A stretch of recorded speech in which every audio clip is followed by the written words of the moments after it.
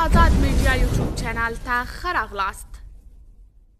طالبان وایي د هوایي ځواک 15 پیلوټان بیرته افغانستان ته ستانه شوي. جزئیات هم دې ویډیو کې وګورئ او چینل سبسکرایب کړئ. د طالبانو د حکومت دفاع وزارت وایي د هوایي ځواکونو پخواني 15 پیلوټان له بهره بیرته افغانستان ته ستانه شوي دي. دغه وزارت په یو خبرپاڼه کې د دغه پیلوټانو انځورونه هم خپاره کړي چې د طالبانو د دفاع له سرپرست وزیر ملا یعقوب مجاهد سره ولاړ دي. په خبرپاڼه کې نه دي ویل شوي چې دغه پیلوټان له کوم هیواده بیرته افغانستان ته ستانه شوي، خو زیاته شوي چې د مسؤلینو په هڅونه دا کار شوی دی.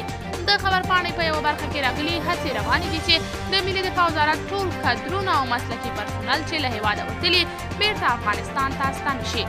قدرمند لیدونکو، که تاسې د دې موضوع په هکله کوم نظر لرئ نو کولی شئ چې له موږ سره یې په کمنټ کې شریک، ویډیو لایک او چینل هم درسره سبسکرایب کړئ تر څو له تازه دقیقو او مهمو خبرونو پر وخت خبر شئ.